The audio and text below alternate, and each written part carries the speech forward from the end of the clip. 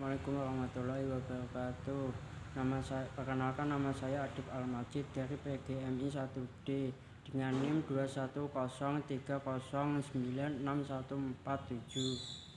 Di sini saya akan menyampaikan materi tentang fungsi bahasa dan beragam bahasa Indonesia.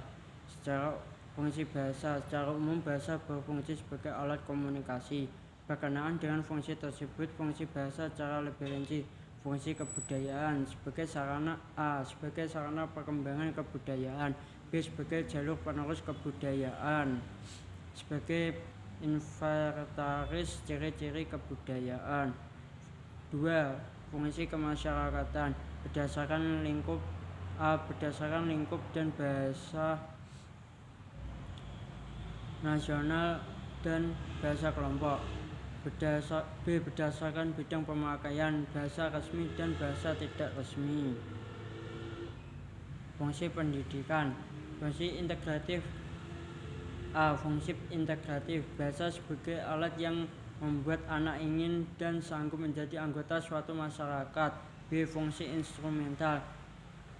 Penggunaan bahasa untuk keuntungan material, memperoleh pekerjaan atau meraih ilmu dan sebagainya. C. Fungsi kultural. Penggunaan bahasa sebagai jalur mengenal dan menghargai adat istiadat, tradisi dan kebudayaan. D. Fungsi penalaran. Penggunaan bahasa sebagai alat berpikir atau menciptakan konsep-konsep.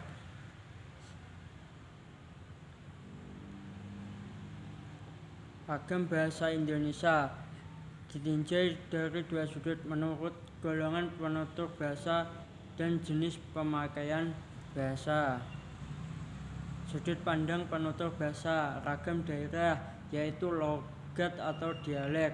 Ragam pendidikan, ragam bahasa, yaitu ragam bahasa baku dan tidak baku. Sikap penutur mencakup sejumlah corak bahasa Indonesia yang masing-masing pada asasnya tersedia bagi tiap-tiap pemakai bahasa.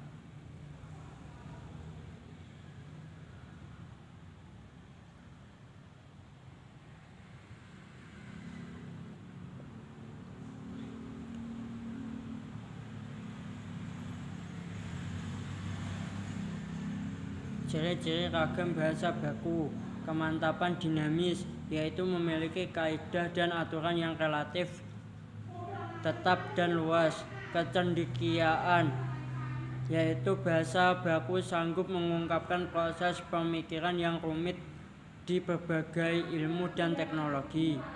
Keseragaman kaidah yaitu keseragaman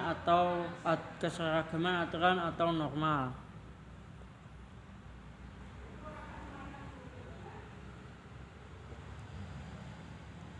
Kapan bahasa Indonesia baku digunakan? 1. Komunikasi resmi. 2. Wacana teknis. 3. Pembicaraan di depan umum. 4. Pembicaraan orang yang dihormati atau lebih tua atau lebih tinggi status sosialnya dan orang-orang yang baru dikenal.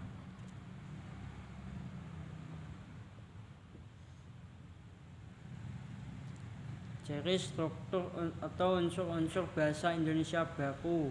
1. Pemakaian awalan mi dan ber bila ada secara eksplisit dan konsisten. Pemakaian fungsi gramatikal s, p, dan sebagainya secara eksplisit dan konsisten. Pemakaian fungsi bahasa dan karena bila ada acara eksplisit dan konsisten. Pemakaian kata penghubung secara tepat dan ajak. 4. Pemakaian pola frase verbal aspek plus agen plus verbal bila ada secara konsisten. Lanjutan. 5. Pemakaian konstruksi sintesis lawan analisis. Pemakaian partikel kah, lah, dan pun secara konsisten. Pemakaian preposisi yang tepat. 8. Pemakaian bentuk ulang yang tepat menurut fungsi dan tempatnya.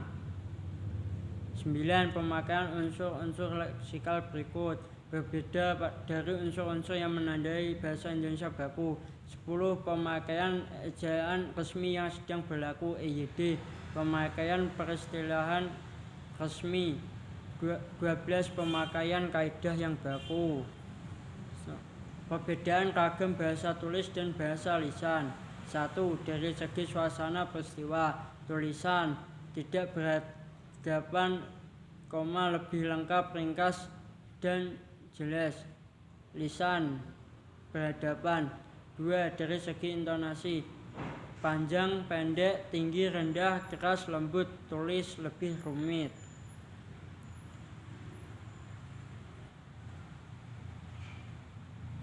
Karakteristik bahasa tulisan menurut Goeller. Akurasi, yaitu segala informasi atau gagasan yang dituliskan dapat memberi keyakinan bagi pembaca bahwa hal tersebut masuk akal atau logis. Brevity, gagasan tertulis yang disampaikan bersifat singkat. Clarity, yaitu jelas, mudah dipahami. Berbahasa Indonesia yang baik, sesuai dengan tempat terjadinya kontak. Bahasa sesuai dengan siapa lawan bicara dan sesuai dengan topik pembicaraan. B. Tidak selalu beragam baku. C. Pemanfaatan ragam tepat dan serasi menurut golongan penutur dan jenis pemakaiannya. Berbahasa Indonesia yang benar. A. Berbahasa Indonesia yang sesuai dengan kaidah yang berlaku dalam bahasa Indonesia. B. Pemakaian bahasa yang mengikuti kaidah yang dibakukan atau yang dianggap baku, itulah yang merupakan bahasa yang benar atau betul. Berbahasa Indonesia yang baik dan benar. Pemakaian ragam bahasa yang serasi dengan sasarannya dan mengikuti kaidah yang betul. Sekian dari saya, terima kasih. Wassalamualaikum warahmatullahi wabarakatuh.